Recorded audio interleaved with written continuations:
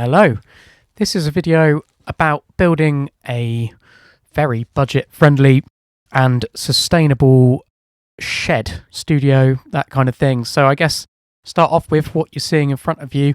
It's a very early model of what I wanted to achieve. There's a little bit more detail later on, but effectively I wanted to make a timber-framed studio down the end of the garden.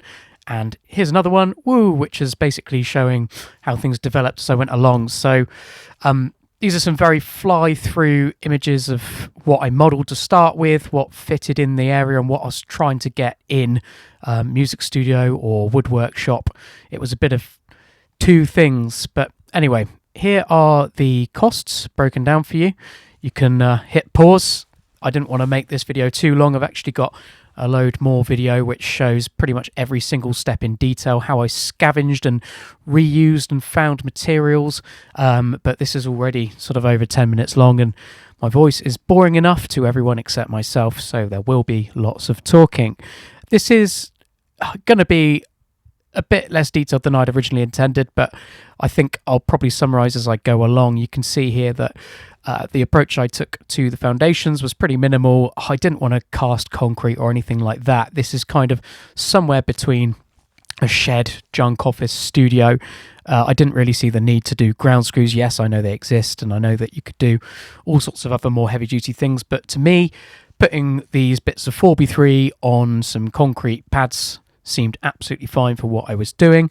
There is a little bit of sort of hardcore foundation rubble underneath them, which I compacted with a big old stick, and nothing seems to have budged. I'm actually sat in the finished article right now, which you'll see at the end, but it's not gone anywhere. And there's been quite a few wind storms made of wind. So here I am hanging floor joists on some little mini deck hangers. Again, I didn't go to sort of really heavy duty hardware because purely and simply it doesn't really need it. Here's some insulation, what I found out of sort of skips and just reclaimed materials on Facebook Marketplace, which is a common theme.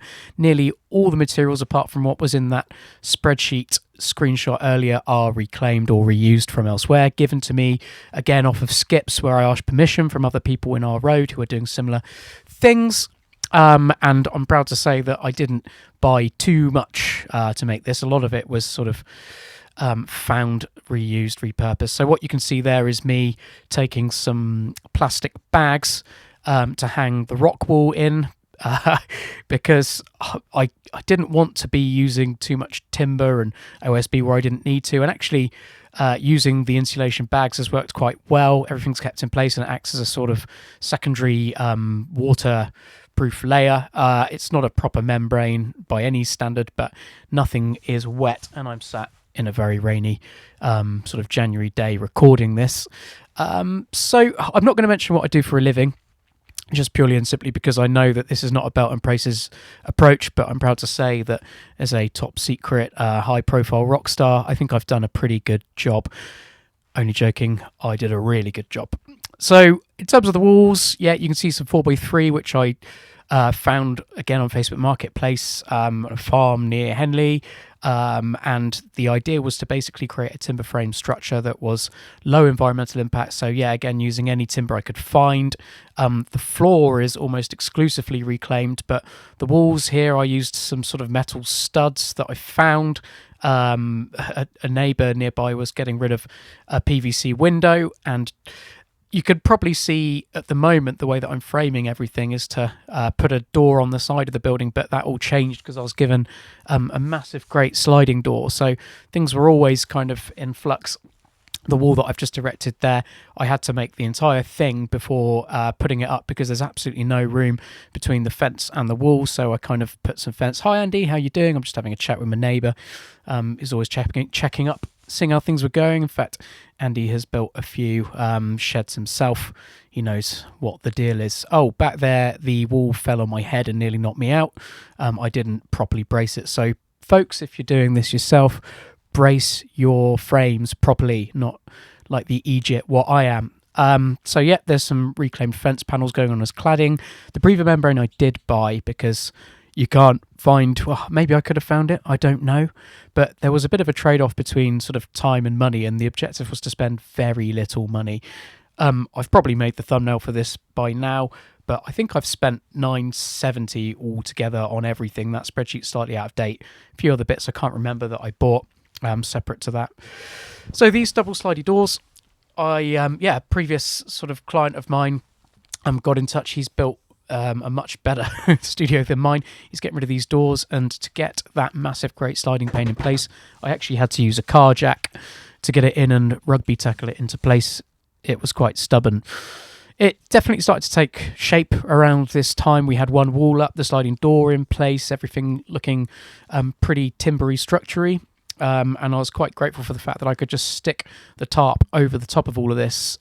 Something that I should mention as well is that a month into building this, my partner and I had our first, our only baby at this point, but yeah, our first child. So being the ADHD riddled nonsense burger that I am, I decided to carry on building it through mat leave, and this was a bad idea. Lots of regrets later, but once I'd got the timber up to this sort of state, I realised there was no going back. If I left it out in the cold and wet October rain, it was going to rot to pieces. So this C16 or 24, can't remember what grade lumber I used for the roof. I had to buy all of that because you need a decent span, obviously, for the loads, and I wasn't quite comfortable using anything salvaged for that, but also I wanted a decent 3-metre span on it.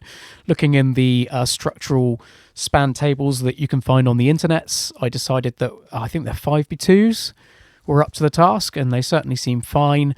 But where I did go a little bit stingy, the stingiest I've been on the project was, you can see the OSB that I'm putting on the roof there. I kind of ran out and was so desperate to finish this thing that I stuck any old bits of wood that I could on the top. Shout outs to my neighbour who gave me this OSB.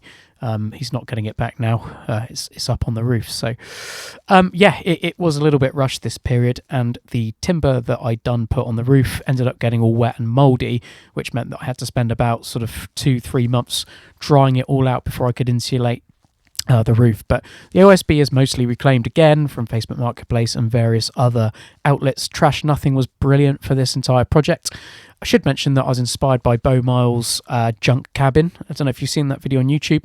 You probably should, because it's brilliant. But he spent even less than I did on his project. But this is a little bit more sort of insulated and stuff, so it did cost a bit more, and it's fully powered. We got electric in there and everything. So breather membrane again. This is me at the back of the shed where there's a bit more room to batten things up. And what I used for cladding out the back here, it was kind of almost different on every wall, but here we've got some steel sheet that the person that gave me the sliding doors also had lying about, and some shiplap timber that a friend of mine had lying around, but there was only enough for a little bit. So as it was the back, you couldn't really notice the difference in materials. I quite like it. Would have been great if I could have run it around the whole studio, but I didn't have enough. Common theme. Here we are on the inside, bracing things up and fitting noggings between the timber. I can't remember what centers I used, 800mm, something like that. You can see a good mixture of different framing materials. This is not belt and braces. It's the sort of acute and exact opposite, but pretty happy to say that it feels solid the way that I've done it, and using this 18mm OSB, it's really made the sort of whole structure feel quite solid. I didn't bother boarding the outside of the studs. Oh, there we go. Look, I'm putting some more uprights in there. So yeah, not 800. I think we got down to 400 there because we're carrying most of the load from the roof. That back wall probably needed a bit more structure. So what was I saying? I didn't board the outside of the structure just because I felt it didn't need it. We've got cladding there, and really it seemed a bit over the top, like I say, for this type of structure. Insulation, I was able to find all of the insulation in the entire project for free. A lot of people give it away. There's a lot on skips, and if you don't take stuff from skips, all right? You've got to, at least in this country, ask, because it's their permission, and I always did ask permission before proceeding to remove any articles from skips. This cladding here was ripped down pallets. I think in a minute I go away and rip some for you just to show you the process. But again, these are really easy to come by. They're everywhere. And actually, I've got to say, the variegated look of the timber came out really well here. So, looks very cold, doesn't it? Mad. What was I thinking? The whole project took, I think, about 9 months in total, just purely and simply because I did it all myself, apart from some electrical stuff at the end, which my mate Tom helped me out with. I don't know if I should be saying names on this, but there's plenty of Toms to be confused with. Maybe he wants a shout out. I don't know. I'll put it in the comments if he does. But yeah, everything else I did, and it took quite a long time. So yeah, like 9 months. You can see the seasons changing. I think I was wearing a t-shirt when it started. I think the baby was about 3 months old here. Probably need a bit more attention from his dad, but hey, dads can't do that much at the beginning, can they? No, that's what I told myself to alleviate of guilt. Yeah, so we're cladding it round and round. What I haven't talked about is the roofing membrane, which is a separate video. Like I say, this is already long enough. That's a rubber EBDM membrane, and I paid a little bit more for that just because from what I'd read, rubber is the way to go. It's just a bit more hardy, and kind of happy to say almost a year on that it seems to be pretty well intact. I have put a cat scarer on the top because cats like the relatively flat pitch of the roof, and I don't want them clawing through my rubber after all of this drying out and efforts that I made to get here. So much more to say on that, not sure. Here I am insulating stuff again. So that insulation at the back is actually pipe lagging, all taken out, extracted lovingly and put into the walls, crammed in. And here's some internal OSB going in for the walls. What did I do with wiring? Can't remember, but at some point I took all of this off and brought the cabling through the studs in a manner which is acceptable under the building regulations, and it's all kind of concealed away. If I had one thing that I'd like to change about what I did, I'd put the sockets lower. I thought this would be a workshop, and as it's turned out, workshop and studio space don't go well together, so I'm actually doing more sort of office work and musical stuff. So the sockets are there. Look at the height of those. Definitely the wrong height. So I've actually not got any more footage of the end of this build. Unfortunately, I lost my GoPro, so I'm probably going to fade it out to black around now sometime and go straight onto the finished clips to show you how it all came out. I thought this looked really snazzy when I was doing it on the anti-shake sort of mode on my phone, and it looks borderline unwatchably cringily terrible, but you get the idea. Here we are, finished. Grand total 970 quid. Pretty happy with that, and who knows, maybe one day I'll do a full edit with the 17 hours of video I've got stashed away. If it goes viral, subscribe because I'll get some money. Let me know what you think. Comments down below. Thanks for watching.